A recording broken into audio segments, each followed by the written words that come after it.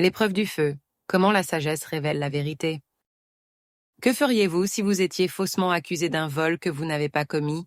Cette question, aussi troublante qu'inspirante, est au centre de notre histoire d'aujourd'hui. C'est une leçon qui mélange courage, sagesse et justice, et qui démontre la puissance de la réflexion face à l'injustice. Nous vous emmenons à la cour du grand empereur Akbar ou Birbal.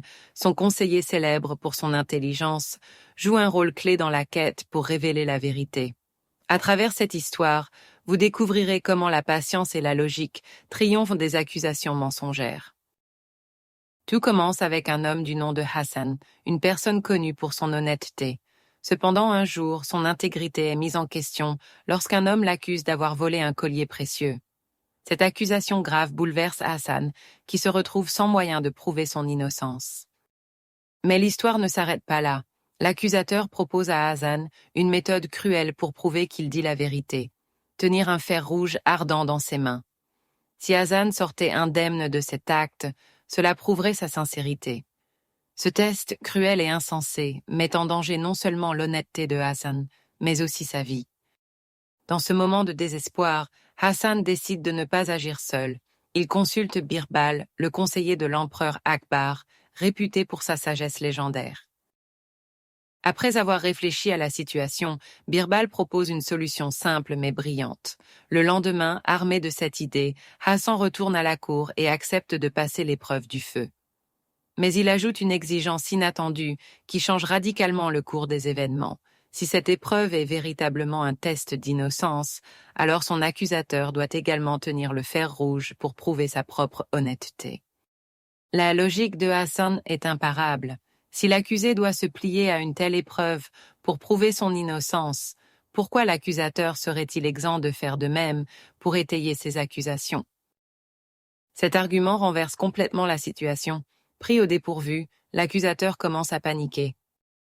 Face à cette nouvelle exigence, l'accusateur perd son calme.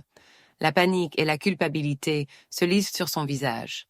Incapable de satisfaire cette demande, il avoue finalement la vérité. Il a menti. Il avoue également que le collier soi-disant volé se trouve chez lui. Hassan est innocenté sans qu'il ait eu besoin de mettre en danger sa vie ou de subir une épreuve irréfléchie. La force de la sagesse et de la logique a suffi à faire éclater la vérité. L'histoire se termine avec Akbar félicitant Birbal pour son brillant stratagème.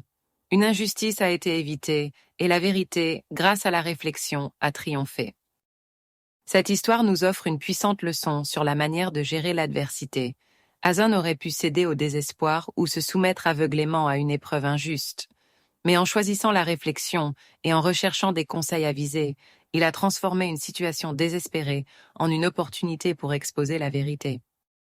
Elle nous rappelle que la plus grande force ne réside pas dans la force brute ou les réactions impulsives, mais dans la clarté de la pensée et un cœur aligné avec la justice. Une accusation injuste peut être déstabilisante, mais avant d'agir avec précipitation, il est essentiel d'analyser la situation avec calme et raison. Cette approche non seulement protège les innocents, mais désarme aussi les mensonges. Même si cette histoire se déroule dans un contexte historique lointain, son message est intemporel. La société moderne a également tendance à faire des jugements hâtifs, notamment sur les réseaux sociaux et dans les situations personnelles ou professionnelles.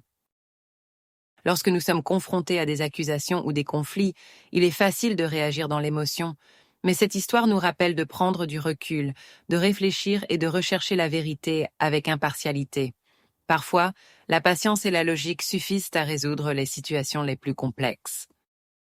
Elle nous invite également à ne pas nous laisser entraîner par des instincts punitifs. L'idée de forcer Hassan à passer l'épreuve du feu souligne la tendance humaine à chercher la justice d'une manière qui peut causer plus de tort que nécessaire. La vérité peut émerger sans violence ni destruction, simplement par la force de l'intelligence et de la réflexion. Comment pouvons-nous intégrer cette leçon dans nos vies? Tout d'abord, en prenant conscience des dangers des jugements instantanés. Dans nos relations, au travail ou même dans le cercle social, il est important de ne pas accuser sans fondement ou sans preuve concrète. Une accusation injuste peut infliger des dommages immenses à une personne innocente. Ensuite, si nous sommes de l'autre côté, comme Hassan, cette histoire nous montre l'importance de rester calme. Au lieu de réagir par impulsion ou désespoir, nous pouvons rechercher des conseils, analyser la situation et tourner la table en utilisant la logique. Enfin, elle nous rappelle que parfois, être juste ne signifie pas suivre aveuglément des règles ou des traditions, mais plutôt chercher ce qui est équitable et rationnel. Birbal n'a pas suivi les pratiques aveugles de punition, mais a introduit une logique qui a fait éclater la vérité. L'histoire de Hassan, Birbal et l'épreuve du feu illustre une vérité universelle. La sagesse, lorsqu'elle est appliquée avec patience et conviction, finit toujours par triompher. Elle nous incite à ne pas céder à la pression des situations injustes et à chercher des moyens justes et équitables pour résoudre les conflits. En conclusion, embrassons la patience, la logique et la justice dans tous les aspects de notre vie. Ce sont ces qualités qui font non seulement éclore la vérité, mais qui contribuent également à construire une société plus humaine et harmonieuse.